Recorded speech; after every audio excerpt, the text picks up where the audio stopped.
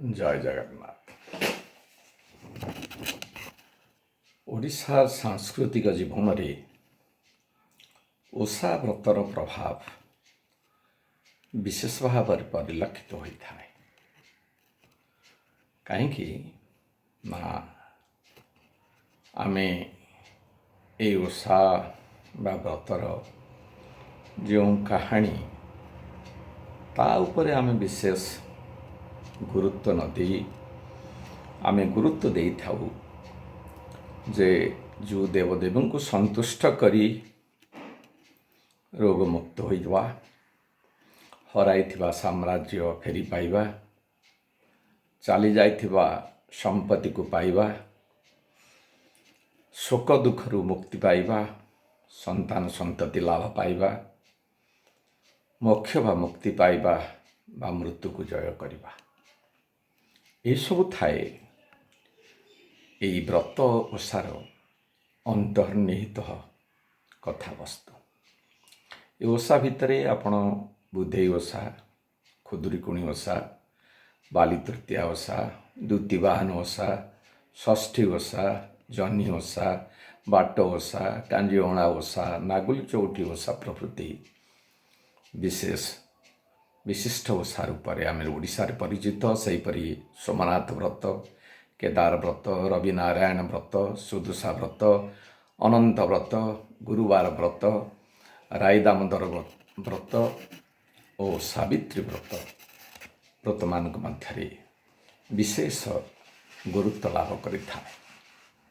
ତେବେ ଏହି ବ୍ରତମାନଙ୍କ ଭିତରୁ ପୁରୁଷ ସ୍ତ୍ରୀ ଅନେକ ବ୍ରତ କରିଥାନ୍ତି। କିଛି ବ୍ରତ ନାରୀମାନେ ବା ସ୍ତ୍ରୀ ଲୋକମାନେ କରିଥାନ୍ତି। ସେଥିରେ ପୁଣି ସଧବା ସ୍ତ୍ରୀ ଲୋକ କିଛି ବ୍ରତ କରନ୍ତି, ବିଧବା ସ୍ତ୍ରୀ ଲୋକମାନେ କିଛି ବ୍ରତ କରିଥାନ୍ତି, ଝିଅମାନେ ବି କିଛି ବ୍ରତ କରିଥାନ୍ତି। ତେବେ ସେ ଯାଉ ନା କାହିଁକି, ସଧବା ସ୍ତ୍ରୀମାନଙ୍କର ବ୍ରତ ଭିତରୁ ସାବିତ୍ରୀ ବ୍ରତ ହେଉଛି ଏକ ବିଶିଷ୍ଟ ବ୍ରତ ବା ପ୍ରତ୍ୟେକ ନାରୀ ଏହି ବ୍ରତକୁ, ବିବାହିତା ନାରୀ ଏହି ବ୍ରତକୁ ସାଧାରଣତଃ ପାଳନ କରିଥାନ୍ତି। ଜ୍ୟେଷ୍ଠ ମାସ ଅମାବାସ୍ୟା ଦିନ ସାବିତ୍ରୀ ବ୍ରତ ପାଳିତ ହେବାର ବିଧି ଆମର ଅଛି। ତେବେ ଏହି ବ୍ରତକୁ କିପରି କେଉଁଠାରେ କରାଯିବ ସେ ସମ୍ପର୍କରେ ଆମେ ବିଶେଷ ଭାବରେ ଆଲୋଚନା କରିବା ନିହାତି ଦରକାର। ତେବେ ଅନେକ ପୁସ୍ତକ ଓଡ଼ିଶାର ପର୍ବପର୍ବାଣୀ, ଓଡ଼ିଶାର ଓଷା ବ୍ରତ, ବିଭିନ୍ନ କର୍ମକାଣ୍ଡ ଏବଂ ବ୍ରତର ପୁସ୍ତିକାରେ ମଧ୍ୟ ଏ ସମ୍ପର୍କରେ ଅନେକ ସୂଚନା ଦିଆଯାଇଛି। ତେବେ ସାଧାରଣତଃ ଏହି ବ୍ରତକୁ ନିଜ ଘରେ କିମ୍ବା କୌଣସି ବଟ ବୃକ୍ଷ ତଳେ କିମ୍ବା ଦେବାଳୟରେ କରାଯାଇପାରେ।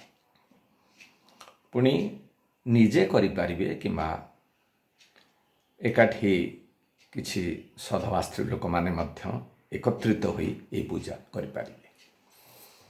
ତେବେ ଏହି ପୂଜା ପାଇଁ ସାଧାରଣତଃ ଯେଉଁ ସ୍ଥାନରେ ପୂଜାଟି କରିବେ ସେ ସ୍ଥାନକୁ ପରିଷ୍କାର ପରିଚ୍ଛନ୍ନ କରିବା ସହିତ ଗଙ୍ଗା ଜଳ ଏବଂ ପଞ୍ଚାମୃତ ପକାଇ ତାକୁ ଶୋଧନ କରିବେ। ପଞ୍ଚବର୍ଣ୍ଣ ମୁରୁଜରେ ଗୋଟିଏ କୋଠି କରିବେ।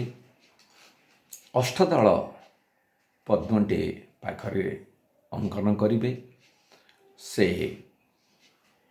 ପଦ୍ମ ଉପରେ କଳସଟିଏ ସ୍ଥାପନ କରିବେ ଏବଂ କୋଠି ଉପରେ ବରଗଛର ଡାଳଟିଏ ରଖିବେ।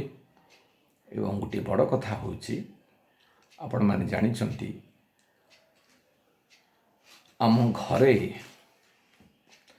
ଅନେକ ପୂଜାରେ ଆମେ ଶିଳପୁଆଙ୍କୁ ହିଁ ପୂଜା କରିଥାଉ। ଷଷ୍ଠୀ ଓଷା ଠାରୁ ଆରମ୍ଭ କରି ସାବିତ୍ରୀ ବ୍ରତ ପର୍ଯ୍ୟନ୍ତ ଶିଳପୁଆଙ୍କୁ ଆମେ ବିଭିନ୍ନ ଦେବଦେବୀ ରୂପେ ପରିକଳ୍ପନା କରିଥାଉ। ଯେପରି ଜଗନ୍ନାଥ ମନ୍ଦିରରେ ଜଗନ୍ନାଥ ଯେଉଁଠିକି ଯାଇପାରନ୍ତି ନାହିଁ, ତାଙ୍କର ବିଜେ ପ୍ରତିମା ହିସାବରେ ଆମେ ମଦନ ମହାଦେବ, ରାମ ଓ କୃଷ୍ଣଙ୍କୁ ବ୍ୟବହାର କରିଥାଉ। ଠିକ୍ ସେହିପରି ଘରେ ଶିଳପୁଆଟିକୁ ସାବିତ୍ରୀ ପୂଜା ଦିନ ପରିଷ୍କାର ଜଳରେ ଧୋଇ ପଞ୍ଚାମୃତରେ ସ୍ନାନ କରାଇ ତାଙ୍କୁ ନୂତନ ବସ୍ତ୍ରଟି ପରିଧାନ କରାଇ କୋଠି ଉପରେ ରଖିବେ ଏବଂ ସେଥିରେ ସିନ୍ଦୁର, କାଜଳ, ଚନ୍ଦନ, ନାନାବିଧ ପୁଷ୍ପ, ଅକ୍ଷତ, ଦୁବ, ବରକୋଳି ପତ୍ର ପ୍ରଭୃତି ଦେଇ ତାଙ୍କୁ ସାବିତ୍ରୀ ରୂପରେ ପରିକଳ୍ପନା କରିବେ।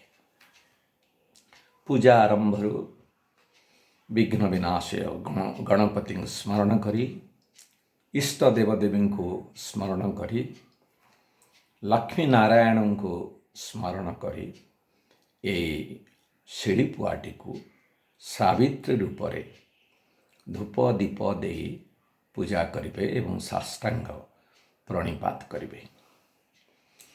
ତତ୍ପରେ ଯମରାଜଙ୍କୁ ସ୍ମରଣ କରିବେ ଏବଂ ଯମରାଜଙ୍କ ପାଖରେ ନିଜ ସ୍ୱାମୀର ଦୀର୍ଘ ଜୀବନ କାମନା କରି ତାଙ୍କୁ ମଧ୍ୟ ପୂଜା କରିବେ ଏବଂ ପ୍ରଣାମ କରିବେ। ତତ୍ପରେ ସତ୍ୟବାନଙ୍କୁ ସ୍ତୁତି କରିବେ ଏବଂ ତାଙ୍କୁ ମଧ୍ୟ ସ୍ମରଣ କରିବେ। ମୋଟ ଉପରେ ସାବିତ୍ରୀ, ଯମରାଜ ଓ ସତ୍ୟବାନ ଏହି ତିନି ଜଣଙ୍କୁ ଆପଣ ସ୍ମରଣ କରି ମନ ଭିତରେ ଗଭୀର ଭକ୍ତିର ସହ ପୂଜା ଅର୍ଚ୍ଚନା କରିବେ। ସାବିତ୍ରୀଙ୍କ ପୂଜା ବେଳେ 5 ଥର ତାଙ୍କୁ ଦୁବ ଅକ୍ଷତ ପତ୍ରରେ ବନ୍ଦାପନା କରିବେ ଏବଂ ଘୃତ ଦୀପ ମଧ୍ୟ ଦେଇ ପୂଜା କରିବେ। ଯଦି ବ୍ରାହ୍ମଣଙ୍କ ଦ୍ୱାରା ଆପଣ ଘରେ ପୂଜା କରୁଥାନ୍ତି ତାହେଲେ ଏହି ପୂଜା ପରେ ଆପଣ ହୋମର ବ୍ୟବସ୍ଥା କରିବେ, ଯେଉଁଥିରେ କି ସାବିତ୍ରୀ, ଯମରାଜ ଓ ସତ୍ୟବାନଙ୍କ ଉଦ୍ଦେଶ୍ୟରେ ଶକ୍ତି ଅନୁଯାୟୀ ଆପଣ ଆହୁତି ପ୍ରଦାନ କରିବେ।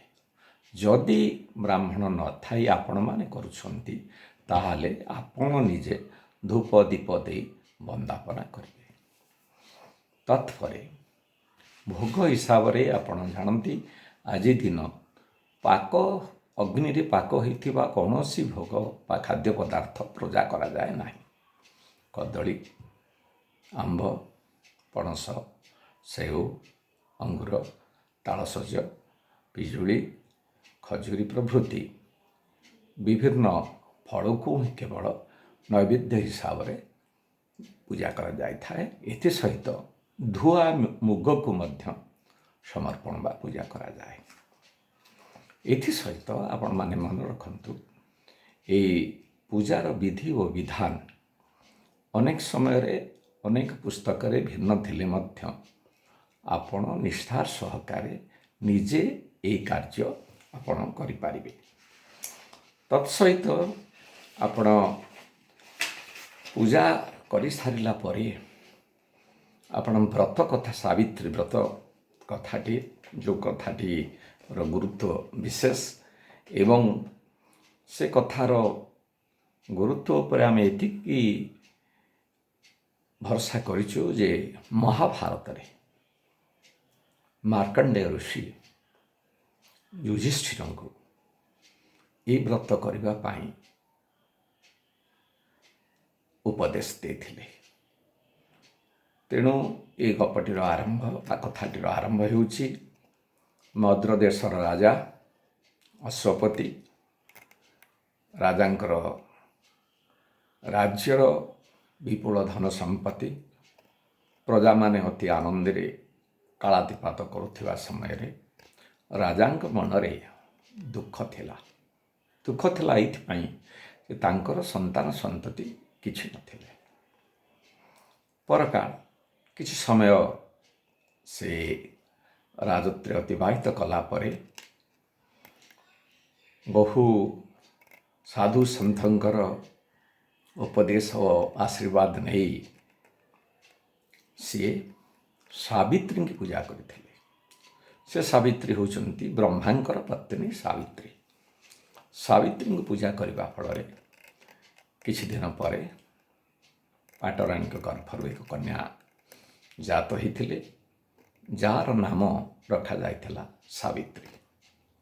ଏ ସାବିତ୍ରୀ ପିଲାଟି ଦିନରୁ ଅତି ଆନନ୍ଦରେ କାଳାତିପାତ କଲା ପରେ ବିବାହ ବୟସ ହେବାରୁ ମଦ୍ରଦେଶ ରାଜା ଅଶ୍ୱପତିଙ୍କ କନ୍ୟାକୁ ନିଜ ସ୍ୱଇଚ୍ଛାରେ ବରଣ କରିବା ପାଇଁ ଆଦେଶ ଦେଇଥିଲେ।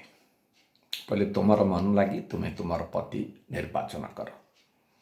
ସାବିତ୍ରୀ ସହଚରୀମାନଙ୍କ ସହିତ ବିଭିନ୍ନ ନଗର ପରିକ୍ରମା କରି ବିଭିନ୍ନ ଦେଶ ପରିକ୍ରମା କରି ଶେଷରେ ଏକ ବଣ ମଧ୍ୟରେ ଏକ ଯୁବକଙ୍କୁ ବିବାହ କରିବା ପାଇଁ ମନସ୍ଥ କଲେ ଏବଂ ପିତାଙ୍କ ନିକଟରେ ସେ କଥା ମଧ୍ୟ ପ୍ରକାଶ କଲେ। ଏହି ସମୟରେ ନାରଦ ଉପସ୍ଥିତ ଥିଲେ। ସାବିତ୍ରୀଙ୍କର ନିର୍ବାଚିତ ବର ସେ ହେଉଛନ୍ତି ଶଲ୍ୟରାଜର ରାଜା ଦୁମତ୍ସେନଙ୍କର ପୁତ୍ର ସତ୍ୟବାନ। ସମସ୍ତ ଘଟଣା ନାରଦ ଶୁଣିଲା ପରେ ସାବିତ୍ରୀଙ୍କୁ କହିଥିଲେ ଯେ ଆପଣ ଉପଯୁକ୍ତ ବର ଠିକ୍ କରିଛନ୍ତି, କିନ୍ତୁ ଗୋଟିଏ ଅସୁବିଧା, ସେ ଅସୁବିଧାଟି ହେଉଛି ଆଜକୁ ଠିକ୍ 1 ବର୍ଷ ପରେ ତାଙ୍କର ଆୟୁଷ ଶେଷ ହୋଇଯିବ। এই କଥା ଶୁଣି ସାବିତ୍ରୀ ମ୍ରିୟମାଣ ହୋଇ ପଡ଼ିଥିଲେ, ଭାଙ୍ଗି ପଡ଼ିଥିଲେ। ଅନେକ ସାଙ୍ଗସାଥି, ସହଚରୀ, ପିତା ମାତା, ଗୁରୁଜନମାନେ ସାବିତ୍ରୀଙ୍କୁ ପ୍ରବର୍ତ୍ତାଇଥିଲେ ଯେ ତୁମେ ଅନ୍ୟ ଏହାକୁ ବର ସ୍ଥିର କର, କାରଣ ସତ୍ୟବାନଙ୍କର ଆୟୁଷ ଆଜକୁ ଠିକ୍ 1 ବର୍ଷ। କିନ୍ତୁ ସାବିତ୍ରୀ ତାଙ୍କ ଜିଦରୁ କେବେ ହେଲେ ଟଳି ନଥିଲେ। ତାଙ୍କର ଦୃଢ଼ ପ୍ରତିଜ୍ଞା ବଳରେ ଏବଂ ସ୍ଥିର କରିଥିଲେ ଯେ ମୁଁ ତାହାଙ୍କୁ ହିଁ ବିବାହ କରିବି। ପରିଶେଷରେ ସତ୍ୟବାନଙ୍କୁ ସେ ବିବାହ କଲେ। ବିବାହ ପରେ ନିଜର ସମସ୍ତ ଧନ ସମ୍ପତ୍ତି, ନିଜର ସମସ୍ତ ଐଶ୍ୱର୍ଯ୍ୟକୁ ପରିତ୍ୟାଗ କରି ବ୍ରାହ୍ମଣ ଋଷିମାନଙ୍କୁ ଦାନ କରିଦେଇ ସେ ସ୍ୱାମୀଙ୍କ ସହ ଶାଶୁ ଶ୍ୱଶୁରଙ୍କ ସହ ବଣ ମଧ୍ୟରେ କାଳାତିପାତ କଲେ। କିଛି ଦିନ ଗଲା ପରେ ସାବିତ୍ରୀଙ୍କର ମନେ ପଡ଼ିଛି ଯେ ଆଜକୁ ଠିକ୍ ଆଉ 3 ଦିନ ବାକି ଅଛି 1 ବର୍ଷ ପୁରିବା ପାଇଁ। ତେଣୁ ସେ 3 ଦିନ ପୂର୍ବରୁ ସେ ତାଙ୍କର ଇଷ୍ଟ ଦେବୀଙ୍କୁ ସ୍ମରଣ କରି ତ୍ରିରାତ୍ର ବ୍ରତ ସେ କଲେ ଓ ବ୍ରତର ଶେଷ ଉଦ୍ଯାପନ କରି ଶେଷ ଦିନ ଶାଶୁ ଶ୍ୱଶୁରଙ୍କର ସେବା କରି ସତ୍ୟବାନଙ୍କ ସହିତ ଜଙ୍ଗଲକୁ ଗଲେ।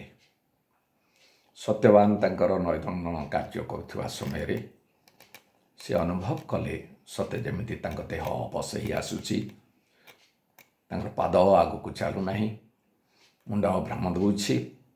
ଠିକ୍ ଏହି ସମୟରେ ସେ ସାବିତ୍ରୀଙ୍କ କୋଳରେ ମୁଣ୍ଡ ରଖି ଯେତେବେଳେ ଶୋଇଛନ୍ତି, ସାବିତ୍ରୀ ଜାଣିପାରିଛନ୍ତି ଯେ ସତ୍ୟବାନଙ୍କର ହୁଏତ ଶେଷ ସମୟ ଆସି ପହଞ୍ଚିଛି।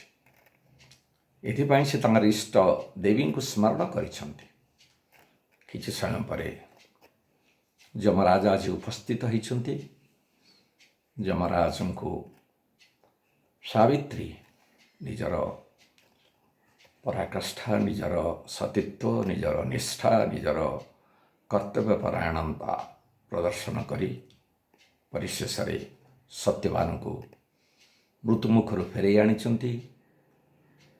ଶାଶୁ ଶ୍ୱଶୁର ଶଲ୍ୟରାଜ ଦ୍ୟୁମତ୍ସେନ, ଯିଏକି ଅନ୍ଧ ଥିଲେ ଏବଂ ସେ ଦୁଃଶକ୍ତି ଫେରି ପାଇଛନ୍ତି ଯମରାଜଙ୍କ ଠାରୁ, ହରେଇଥିବା ରାଜ୍ୟ ମଧ୍ୟ ଫେରି ପାଇଛନ୍ତି ଏବଂ ନିଜ ପିତା ଅଶ୍ୱପତି ସତ ସନ୍ତାନର ଜନକ ହୋଇପାରିଛନ୍ତି। ସାବିତ୍ରୀଙ୍କର ଏଇ ବର ଖାଲି ନିଜ ପାଇଁ ନୁହଁ, ନିଜ ପରିବାରକୁ ସେ ଉକ୍ତି ଦେଇଛନ୍ତି କହିଲେ ଚଳେ। ତେଣୁ ଏଇ ଯେଉଁ ନିଷ୍ଠା ଫଳରେ 3ଟି ପରିବାରର, ଗୋଟିଏ ପରିବାର ନିଜ ପରିବାର, ତା ସହିତ ବାପାଙ୍କର ପିତୃ ପରିବାରର ଯେଉଁ କାର୍ଯ୍ୟ ଆଜି ପର୍ଯ୍ୟନ୍ତ ସମ୍ପନ୍ନ ହୋଇପାରିନଥିଲା, ସାବିତ୍ରୀଙ୍କ ଯୋଗୁଁ ତାହା ହୋଇପାରିଲା। ଏଇଥିପାଇଁ ସେ ଯମରାଜଙ୍କ ଠାରୁ ସମସ୍ତ ତଥ୍ୟ ବା ସମସ୍ତ ସର୍ତ୍ତ ସେ ପୂରଣ କରି ନେଇଛନ୍ତି। ତେଣୁ ଏହି ବ୍ରତ କଥାରେ ଗୋଟିଏ ବଡ଼ କଥା ଆପଣ ଅନୁଭବ କରିପାରିବେ। ସାଧାରଣତଃ ଯେଉଁ ବ୍ରତ କଥା ଥାଏ ସେ ବ୍ରତରେ ଯିଏ ବ୍ରତକାରିଣୀ ସିଏ କେବଳ ତାର ମୁକ୍ତି ବା ମୋକ୍ଷ ବା ତାର କିଛି ବ୍ୟକ୍ତିଗତ ସ୍ୱାର୍ଥ ହାସଲ ହୋଇଥାଏ। କିନ୍ତୁ ସାବିତ୍ରୀ ବ୍ରତ ତାର ଏକ ବ୍ୟତିକ୍ରମ ଏଇଥିପାଇଁ ଯେ ନିଜ ସ୍ୱାମୀଙ୍କ ଜୀବନକୁ ଫେରାଇ ଆଣିବା ସହିତ ଶାଶୁ ଶ୍ୱଶୁରଙ୍କୁ ଚକ୍ଷୁଦାନ କରିପାରିଛନ୍ତି, ତାଙ୍କର ହୃତ ରାଜ୍ୟ ସେ ଫେରି ପାଇଛନ୍ତି, ପିତୃ ମଧ୍ୟ ଯାହାର ସନ୍ତାନ ସନ୍ତତି ନଥିଲା ସେ ଶତପୁତ୍ର ଜନକ ହୋଇପାରିଛନ୍ତି। ଇଏ ହେଉଛି ସାବିତ୍ରୀ ବ୍ରତର ଅନ୍ତର୍ନିହିତ ସ୍ୱର। ତେବେ କଥାଟି ପରେ ନିମନ୍ତ୍ରିତ ଏହି ସମୟରେ ଯଦି କେହି ଘରକୁ ଅତିଥି ଆସନ୍ତି ତାହେଲେ ତାଙ୍କର ସତ୍କାର କରିବା ନିହାତି ଦରକାର। ସ୍ୱାମୀଙ୍କର ପ୍ରଣାମ କରିବା, ଭକ୍ତିର ସହକାର ତାଙ୍କର ଦୀର୍ଘ ଜୀବନ କାମନାକାରୀ ତାଙ୍କର ଆଶୀର୍ବାଦ ନେବା, ଏସବୁ ସହିତ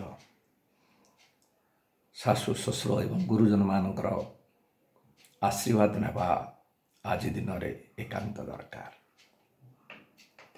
ବ୍ରାହ୍ମଣକୁ ବ୍ରାହ୍ମଣ ଭୋଜନ ଓ ଦକ୍ଷିଣା ଦେବା ସହିତ ଭୋଗ ହୋଇଥିବା ଖାଦ୍ୟ ବା ପଦାର୍ଥକୁ ଫଳକୁ ପ୍ରସାଦ ରୂପେ ଗ୍ରହଣ କରି ବ୍ରତକୁ ଉଦଯାପନ କରାଯାଏ।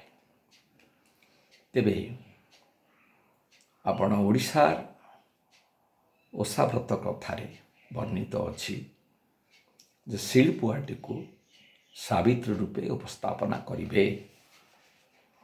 ଠିକ୍ ସେହିପରି ଆପଣଙ୍କର ଆହୁରି ଅନେକ ପୁରୋହିତ କର୍ମକାଣ୍ଡରେ ଅଛି ଯେ ସାବିତ୍ରୀ ଯମରାଜ ଏବଂ ସତ୍ୟବାନଙ୍କୁ ପୂଜା କରିବେ।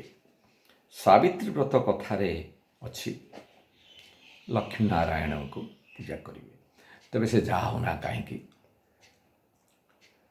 এই ସାବିତ୍ରୀ ବ୍ରତର ମୂଳ ମହିମା ମାହାତ୍ମ୍ୟ ଆମେ ଯେହେତୁ ମହାଭାରତ ସହିତ ସଂଶ୍ଳିଷ୍ଟ, ଯେଉଁଥିରେ କି ମାର୍କଣ୍ଡେୟ ଯୁଧିଷ୍ଠିରଙ୍କୁ କହିଥିଲେ ଯେ ଦ୍ରୌପଦୀ ବର୍ତ୍ତମାନ ସାବିତ୍ରୀଙ୍କର ପଥ ଯଦି ଅନୁସରଣ କରନ୍ତି ତାହେଲେ ଆପଣ ଏହି ପ୍ରକାର ଯେଉଁ ଅସୁବିଧାର ସମ୍ମୁଖୀନ ହୋଇଛନ୍ତି, ଅଜ୍ଞାତ ବନବାସରେ ଅଛନ୍ତି, ରାଜ୍ୟ ଚାଲିଯାଇଛି, ଆପଣ ଏଇଥିରୁ ହିଁ ମୁକ୍ତି ପାଇପାରିବେ। ତେଣୁ ମୁଖ୍ୟ ହେଉଛନ୍ତି ସାବିତ୍ରୀ। ତେଣୁ ଏହି ବ୍ରତରେ ସାବିତ୍ରୀଙ୍କୁ ପୂଜା କରିବା ବା ଉପାସନା କରିବା ଏକାନ୍ତ ଦରକାର। ସାବିତ୍ରୀ, ଅନୁସୟା, ସୀତା ଏ ନାରୀ ଜାତିଙ୍କ ପ୍ରତି ପଥ ପ୍ରଦର୍ଶକ। ତେଣୁ ସେମାନେ ଯାହା କଥାରେ ଆମର ଅଛି ନାରୀ ସେବାମୟୀ, କ୍ଷମାମୟୀ, କରୁଣାମୟୀ, ସର୍ବସହା ଧରିତ୍ରୀ, ସେଇ ଚିନ୍ତାଧାରାରେ ଯଦି ଆମେ ଅନୁପ୍ରାଣିତ ହେବେ ନାରୀ ସମାଜ, ତାହେଲେ ଗୋଟିଏ ପରିବାର କାହିଁକି ସେ ପରିବାର ସହିତ ଦେଶ ରାଷ୍ଟ୍ରକୁ ମଧ୍ୟ ପରିବର୍ତ୍ତନ କରିଦେଇପାରିବେ। ତେଣୁ ଏହି ଚିନ୍ତାଧାରା, ଏହି ମହତ୍ ଆଶା, ଏହି ମହତ୍ ଆକାଂକ୍ଷା ହିଁ ସାବିତ୍ରୀ ବ୍ରତର ଅନ୍ତର୍ନିହିତ ସ୍ୱର ବୋଲି ମନେ ହୁଏ।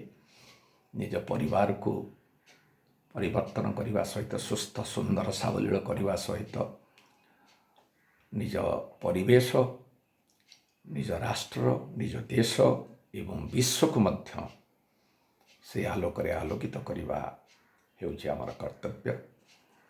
ତେଣୁ ନାରୀ ସୃଷ୍ଟିର ଯାହା କିଛି ସୁନ୍ଦର କଲ୍ୟାଣମୟ ତାର ପ୍ରତିମୂର୍ତ୍ତି ନାରୀ। ତେଣୁ ଏ ନାରୀ ସମାଜ ଆଜି ଶୃଙ୍ଖଳିତ ହୋଇ ଏ ଦେଶ, ଏ ଜାତି, ଏ ସଂସ୍କୃତି, ଏ ଐତିହ୍ୟ, ଏ ପରମ୍ପରାକୁ ଉଜ୍ଜୀବିତ କରନ୍ତୁ। ଏହା ହିଁ ଆଜିର ଦିନରେ କାମନା। ଜୟ ଜଗନ୍ନାଥ।